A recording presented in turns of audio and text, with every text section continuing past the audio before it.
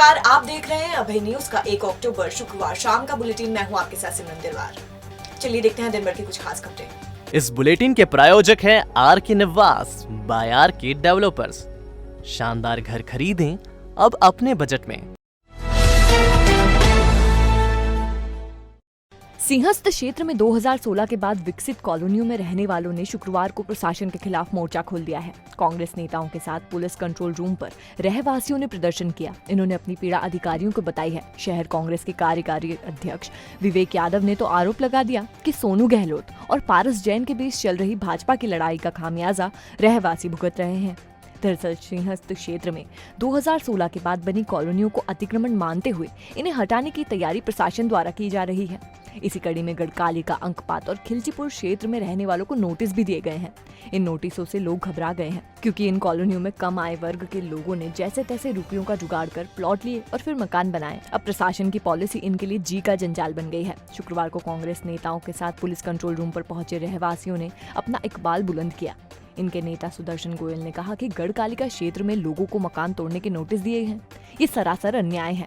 इन मकानों को प्रधानमंत्री आवास योजना के तहत बनाया गया है। इन क्षेत्रों में पार्षद और विधायक निधि से काम कराए गए हैं। ऐसे में ये मकान अवैध कैसे हो सकते हैं? सिंहस्थ के नाम पर गरीबों के मकान तोड़े जा रहे हैं, लेकिन सांवराखेड़ी क्षेत्र को छोड़ दिया गया है। इस क्षेत्र में हर दिन नई कॉलोनी कट रही है। कांग्रेस भाजपा की इस दमनकारी नीति का जमकर विरोध करेगी। शहर कांग्रेस अध्यक्ष महेश सोनी ने भी विरोध जताते हुए कहा कि 2000 परिवारों को उजाड़ना अच्छा काम नहीं है, हम इसका विरोध करेंगे। इधर इस पूरे घटनाक्रम को लेकर शहर कांग्रेस के कार्यकारी अध्यक्ष विवेक यादव विक्की भी भड़के हुए हैं। वो इसे उज्जैन उत्तर विधानसभा क्षेत्र के भाजपा के कद्दावर नेता पारस जैन और सोनू गहलोत के बीच वर्चस्व की लड़ाई के तौर पर भी प्रचारित कर रहे हैं। यादव के मुताबिक जैन गढ़कालिका क्षेत्र का शगुफा लाकर गहलोत को डैमेज करना चाहते हैं। इन दोनों की लड़ाई में नुकसान गरीबों का हो रहा है। हालांकि यादव के आरोपों में कितनी सच्चाई है ये तो वो ही जाने, लेकिन ऐसी ही बात दबी जुबान में भाजपा के लोग भी स्वीकार कर रहे हैं। इन सूत्रों की माने तो मास्टर प्लान में सांवराखेड़ी से ध्यान हटाने के लिए कलेक्टर ने मार्फत सिंह क्षेत्र के लिए पॉलिसी बनाई है। इसमें 2016 के बाद के निर्माण को अतिक्रमण माना गया है। इसकी शुरुआत भी गढ़कालिका क्षेत्र से की जा रही है क्योंकि इसी क्षेत्र में सोनू गहलोत का निवास भी है।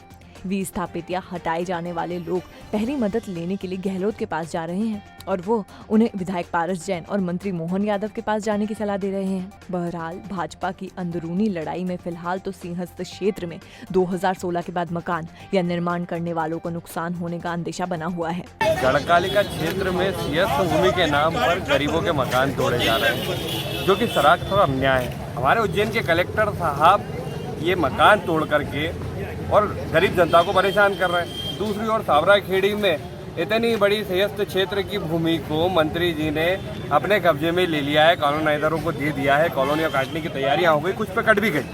वहां पर कोई एक्शन नहीं लिया जा रहा है। ये स्पष्ट है भारतीय जनता पार्टी की ये दमनकारी नीति है कि गरीबों को और गरीब बना दो, उनको दबाओ, उनको कुचलो। ये कांग्रेस पार्टी किसी भी स्थिति में सहन नहीं करेगी और हर स्तर पर प्रदर्शन किया जाएगा, हर स्तर पर लड़ाई लड़ी जाएगी इन गरीब लोगों की। कम से कम 2000 मकान, अब 2000 परिवारों को उजाड़ना, उनकी रजिस्ट्री भी हो चुकी है, ये अच्छी बात है। भी हो चुकी है। उनकी रजिस्ट्री भी है, नामांतरण भी है और दूसरा पार्षद ने पैसा भी लगाया और दूसरा विधायक नीति से वहाँ सड़क भी बनी, ज्ञापन दिया। इसको एडीएम को दिया ना, एडीएम एसडीएम साउथ।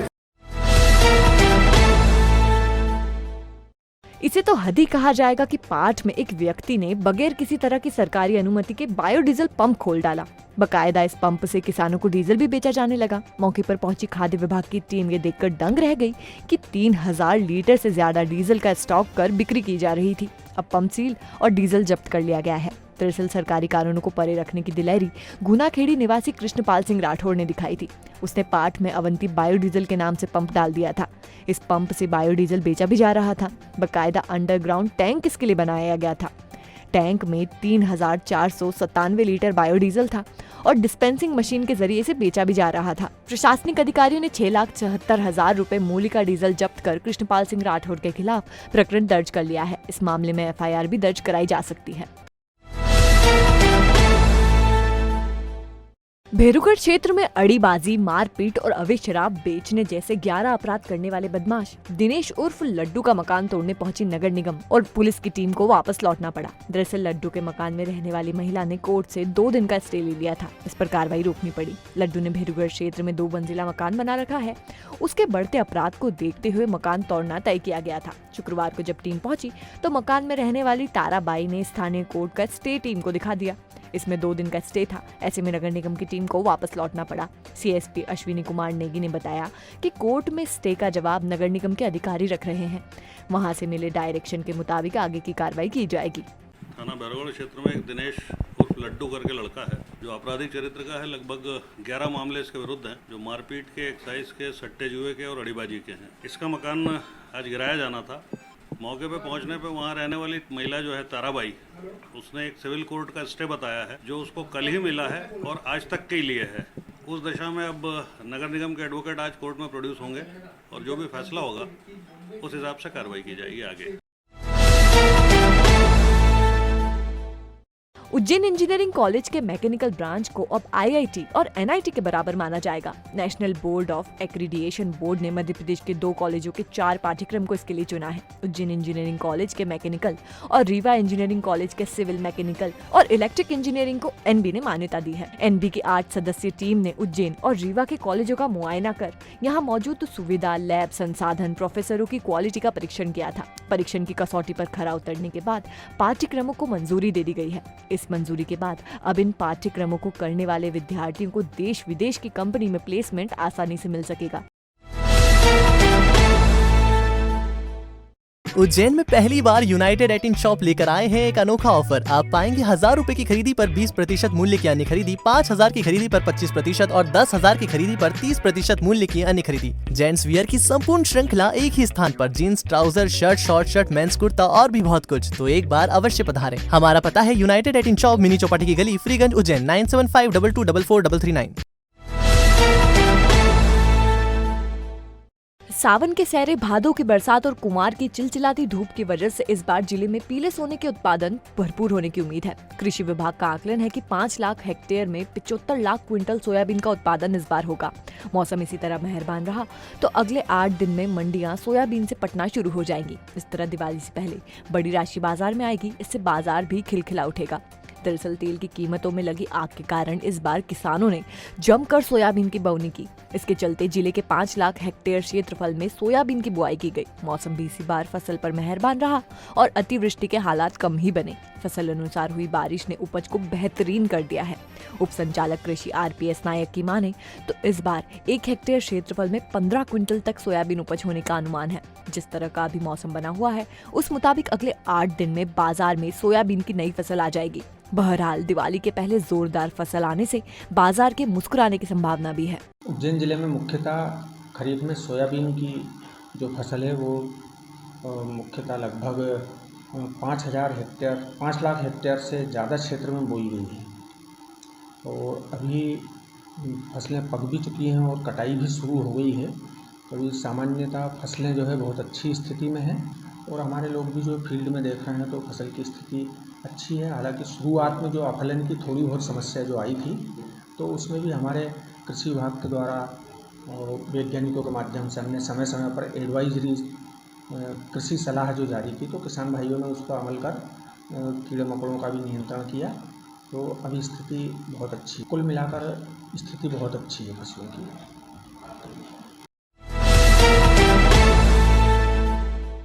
2 दिन से मौसम क्या खुला, सूरज ने अपने तेवर तीखे कर लिए हैं। हाल ये है कि 2 दिन में अधिकतम तापमान 4 डिग्री बढ़ गया है। दिन में तो चिलचिलाती गर्मी पड़ रही है।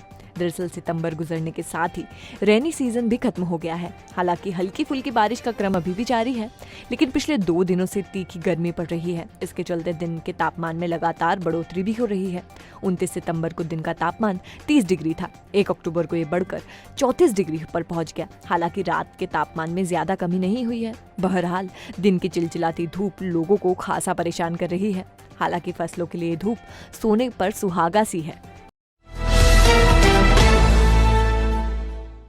कहते हैं हर आदमी की कामयाबी के पीछे एक महिला का हाथ होता है, लेकिन कभी आपने सुना है कि एक महिला की कामयाबी के पीछे पुरुष का हाथ भी हो सकता है?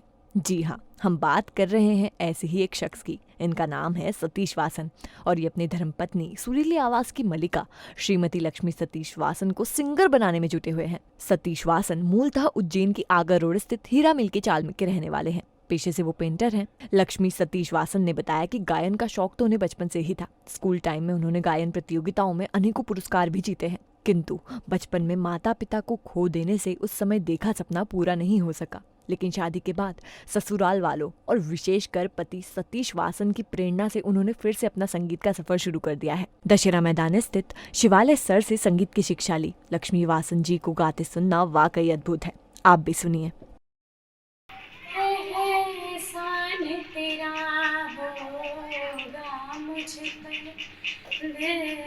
चाहता है वो कहने दो मुझे, तुमसे मोहब्बत हो गई है मुझे, पलकों की छाँव में रहने दो, एहसान तेरा होगा मुझ पर। तुमने मुझको हंसना सिखाया,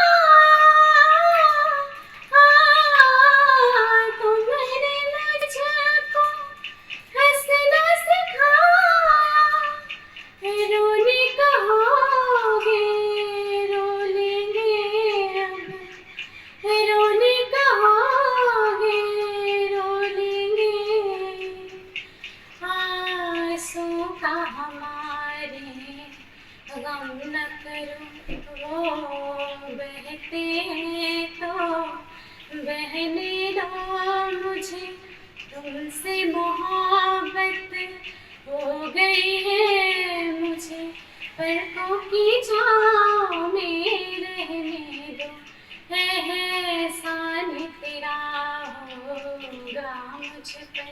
जब इसके जब घर गया था तो मैंने देखा था उसको एक बार गाते हुए। मुझे संगीत से तो बचपन से प्यार है, पर मुझे वो चीज़ नहीं मिल पाई। मैं भगवान से यही चाहता था कि भगवान मेरी आवाज़ अच्छी कर दो, मेरी आवाज़ अच्छी कर दो, पर ऐसा हो नहीं सका। पर भगवान ने पता नहीं मुझे किस रूप में इसको दिया है। इसकी आवाज़ मुझे बड़ी प्यारी लगी। जब गा रही थी तो इसको पीछे से देख रहा था, ये बड़ा ही सुरीला गा रही थी।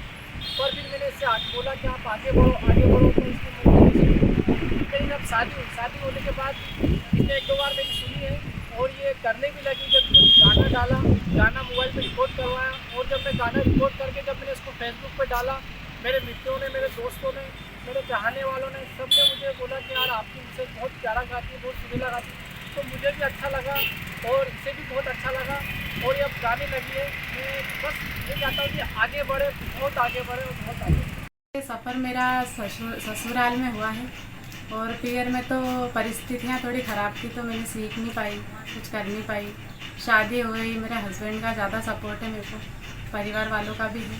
हस्बैंड ने सपोर्ट किया तो परिवार वालों ने भी हाँ कर दी। मैं तो ज़्यादा से ज़्यादा ले जाना चाहूँगी और बहुत कुछ करना चाहती हूँ मैं, मतलब मेरे परिवार वालों के लिए। और जो लोग मुझे बोलते थे, आज भी हंसते हैं मैं गाती हूँ तो मजाक बनाते हैं मेरा, ठीक है, पर मैं उन लोगों पर ध्यान नहीं दे रही हूँ क्योंकि मेरे हस्बैंड ने एक ही बात बोली है कि लोग तो बोलेंगे पर जो अपन को करना है वो करो आप। मेरा सपोर्ट है ना आपको फुल, तो सब करो।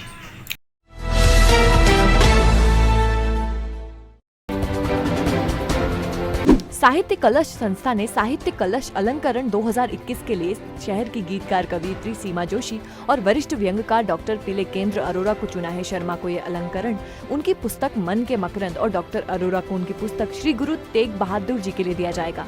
पढ़ोगे लिखोगे बनोगे नवाब, खेलोगे कूदोगे बनोगे खराब कहावत को बदलते हुए कर्नल अमरजीत सिंह ने 12 से 14 की उम्र के खिलाड़ियों को आर्मी बॉयज यूनिट में रखने का फैसला किया है। इन खिलाड़ियों का रहना, खाना, शिक्षा, उच्च शिक्षा व 17.5 की उम्र होने पर आर्मी में परफॉर्मेंस अनुरूप सीधी भर्ती होगी। अभा नवरत्न परिवार का राष्ट्रीय अध्यक्ष बनने पर श्री ऋषभदेव छगनी पेड़ी ट्रस्ट खाराकुआ मंदिर में राजेश जैन डगवाला का सम्मान किया गया।